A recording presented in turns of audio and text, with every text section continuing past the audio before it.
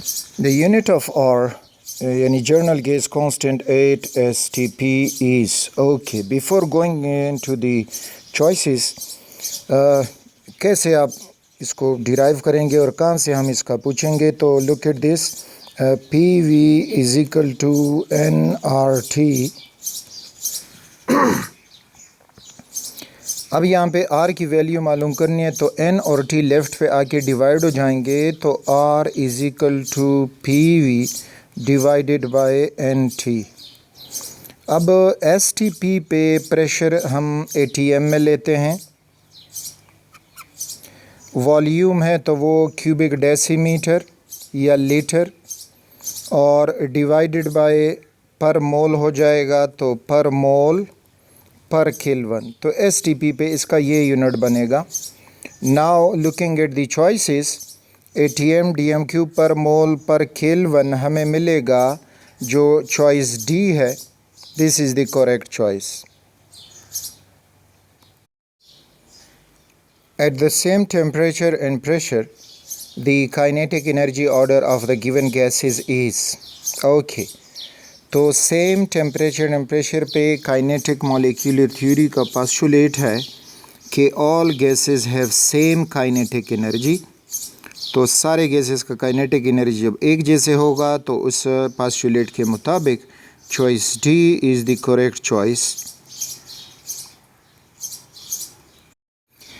What pressure is required to compress 5 cubic decimeter of a gas at 1 atm pressure to 1 cubic decimeter at constant temperature?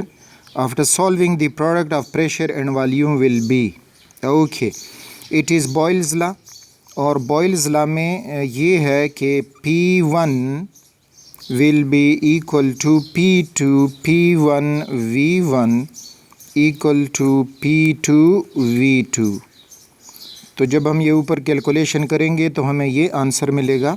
So the correct choice over here is D, P1 V1 is equal to P2 V2।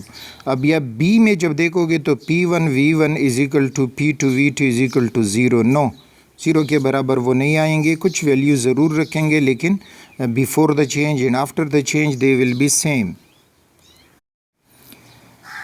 Equal volume of different gases have equal number of moles.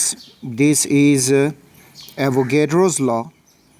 The mass order for 22.4 cubic decimeter of the gases is okay. Means के अगर हम सारे gases का 22.4 cubic decimeter volume लेंगे, यानी that is nitrogen हमने लिया और ऑक्सीजन लिया है, जिस तरह से कार्बन डाइऑक्साइड है और मीथेन है CH4, सारे जो हैं वो 1 मोल हैं, यानी एक एवोगेड्रो के मॉलिक्यूल इनमें मौजूद होंगे। ये भी कार्बन डाइऑक्साइड भी 1 मोल और इसी तरह मीथेन भी 1 मोल। अब वो कह रहे हैं कि इनके लिए मास ऑर्डर क्या होगा, तो मास सेम नहीं होगा, रिमेंबर दिस पॉइंट, इसलिए कि 1 मोल ऑफ नाइट्रोजन इज़ 28 ग्राम पर मोल, जो ऑक्सीजन है इट इज़ 32 ग्राम पर मोल, कार्बन डाइऑक्साइड इज़ 44 ग्राम पर मोल और मीथेन जो है वो 16 ग्राम पर मोल। तो अब देखें मास ऑर्डर इनके लिए क्या होगा। तो सबसे ज़्यादा कार्बन डाइऑक्साइड है, फिर जो है ऑक्सीजन है, फिर नाइट्रोजन है और आखिर में मीथेन है।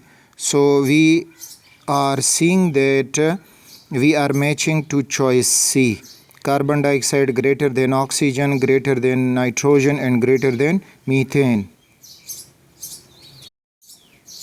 At absolute zero, the volume of the gas will be zero when the gas is okay. Absolute zero यानी 0 केल्विन पे, this is absolute zero which is equal to -273 degree Celsius. जब हम temperature इतना कम करेंगे तो जो gas का volume होगा वो भी ज़ीरो हो जाएगा। तो अब एक आइडियल गैस होगा जो इस स्टेटमेंट या लॉ को ओबे करेगा। बाकी जितनी भी गैसेस हैं अगर उनको हम इतना ठंडा करें तो वो लिक्विड या सॉलिड में कन्वर्ट हो जाएंगी। तो मीन्स कि ये बाकी गैसेस इसको ओबे नहीं करते. This is only obeyed by the ideal gases, that is choice B. The correct order of number of hydrogen bonding in the given compound is. Okay चलिए देखते हैं फर्स्ट ऑफ ऑल कि जो correct order है तो इनमें क्या होगा. अब हाइड्रोजन फ्लोराइड से शुरू करते हैं. HF, तो HF जो है पर मालिक्यूल 2 हाइड्रोजन बॉन्ड बना पाएगा. कैसे? ये जो फ्लोरीन है अपने सामने हाइड्रोजन को अट्रैक्ट करेगा और ये जो हाइड्रोजन है अपने सामने वाला फ्लोरीन उसको अट्रैक्ट करेगा. तो मीन्स के इधर 2 हाइड्रोजन बॉन्ड पर मालिक्यूल बन सकते हैं. कमिंग टूवर्ड्स दी वाटर, तो वाटर ये हुआ, उसका स्ट्रक्चर ले लें. अब यहाँ पे ये होगा कि ऑक्सीजन अपने सामने वाले मालिक्यूल्स के 2 हाइड्रोजन अट्रैक्ट कर पाएगा, जबकि ये हाइड्रोजन्स हैं ये अपने सामने वाले मालिक्यूल के 2 ऑक्सीजन इनको अट्रैक्ट कर सकेगा. तो मीन्स के पर मालिक्यूल इसमें 4 हाइड्रोजन बॉन्ड बनेंगे. फिर है H2SO4, तो H2SO4 के स्ट्रक्चर को ड्रा करोगे तो sulphur double bond O, double bond O, single bond OH और सिंगल बॉन्ड OH. अब सल्फर H2SO4 में ये ऑक्सीजन हाइड्रोजन बॉन्ड बना सकता है, ये ऑक्सीजन हाइड्रोजन बॉन्ड बना सकता है, इसी तरह ये ऑक्सीजन हाइड्रोजन बॉन्ड बना सकता है, अगला ऑक्सीजन, और सिमिलरली ये हाइड्रोजन भी ऑक्सीजन ही इसको अट्रैक्ट करेगा. तो अगर हम रफली एस्टिमेट करें तो 1 2 3 4 5 6 हाइड्रोजन बॉन्ड पर मालिक्यूल जो है वो H2SO4 में बनेंगे. तो ज़्यादा हाइड्रोजन बॉन्ड H2SO4 में है, तो मीन्स के आर्डर ये होना चाहिए कि सबसे ज़्यादा H2SO4 में, फिर वाटर में, और फिर जो है वो HF में. So if we look at these choice D, HF is less than H2O and H2O is less than H2SO4. So choice D is the correct choice.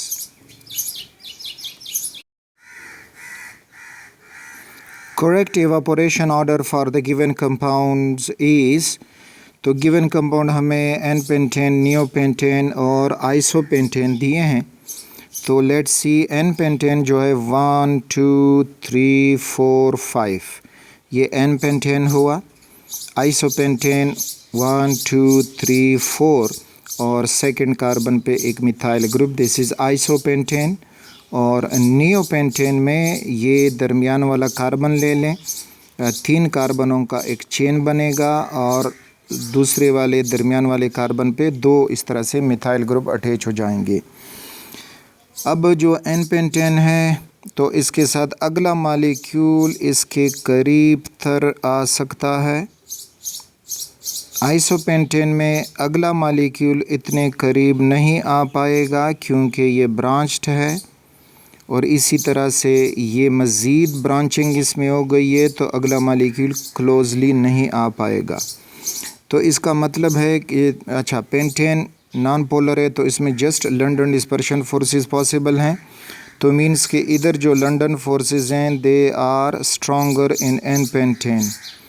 Isopentane में ये फिर वीक हो जाएंगी क्योंकि मॉलिक्यूल इतने क्लोज नहीं आ सकते, और इसमें तो मज़ीद वीक हो जाएंगी कि मॉलिक्यूल एक दूसरे से काफ़ी दूर हैं. तो अब वो कह रहे हैं कि करेक्ट एवापोरेशन ऑर्डर. तो एवापोरेशन ऑर्डर मींस कि N-पेंटेन जो होगा वो लेस एवापोरेट होगा देन आइसोपेंटेन, और आइसोपेंटेन लेस एवापोरेट होगा देन नियोपेंटेन. तो इस तरह से हमने एक ऑर्डर को देखना है. Evaporation, okay, over here N pentane equal to no, choice C में देखें N pentane less than isopentane less than neopentane. So correct choice is choice C.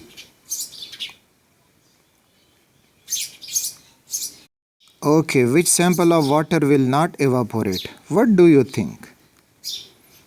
I think you are thinking that evaporation take place at all temperature, चाहे 20 degree Celsius water हो, 90 degree Celsius हो, 0 degree Celsius हो, यानी evaporation होगी हर temperature पे.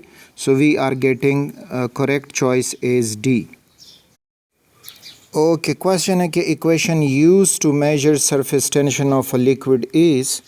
तो इसमें से वो कौन सा इक्वेशन होगा. अच्छा, थोड़ा सा आइडिया आपको दूं कि इसमें से आप कैसे इक्वेशन को सेलेक्ट करेंगे.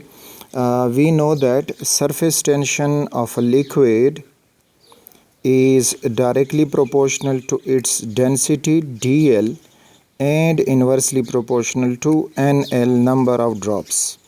अगर सरफेस टेंशन कम है तो ड्रॉप ज़्यादा बनेंगे, और इसी तरह अगर डेंसिटी ज़्यादा है तो सरफेस टेंशन भी ज़्यादा होगा.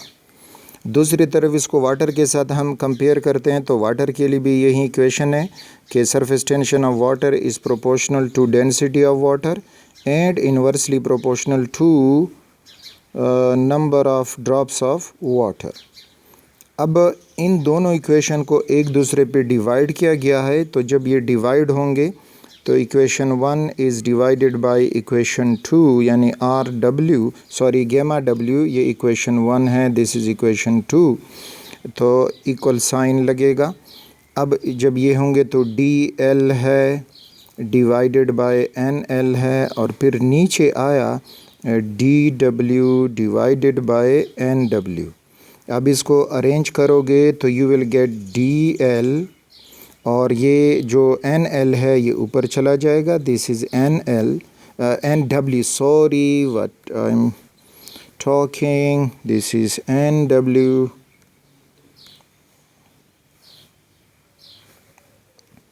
N W.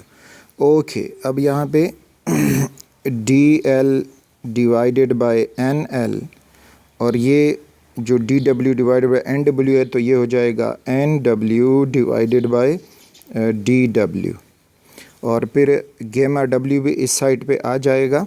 तो final we will get that gamma of the liquid is equal to D L divided by N L, और फिर हो जाएगा N W divided by D W और मल्टीप्लाइड गेमा डब्ल्यू.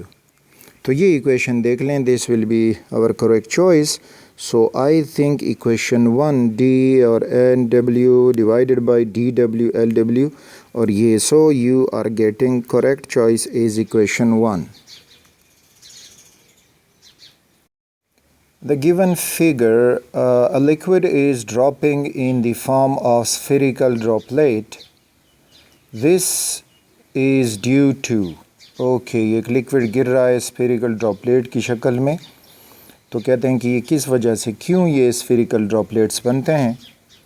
तो यहाँ पे viscosity of liquid, gravity, attraction on liquid, surface tension of liquid या vapour pressure of liquid. तो रिमेंबर, जो स्फेरिकल ड्रॉप्स लिक्विड्स के बनते हैं they are because of the surface tension, कि वो अपना सरफेस स्मूथ रखेंगे. तो इस वजह से यहाँ पे choice C is the correct choice. Vapour pressure का लिक्विड के गिरने से कोई ताल्लुक़ नहीं है. ग्रेविटी हर मास हर मैटर पे होता है, लेकिन ज़रूरी नहीं है कि वो ग्रेविटी अगर हम गिर जाते तो हमसे फिर ये कतरा बनता, नो. इसी तरह जो है विस्कोसिटी ऑफ लिक्विड, तो वो तो फ्लो विडिटी है, यानी अब इसका जो बनना है ये स्फेरिकल ड्रॉपलेट का, तो ये सरफेस टेंशन की वजह से होता है.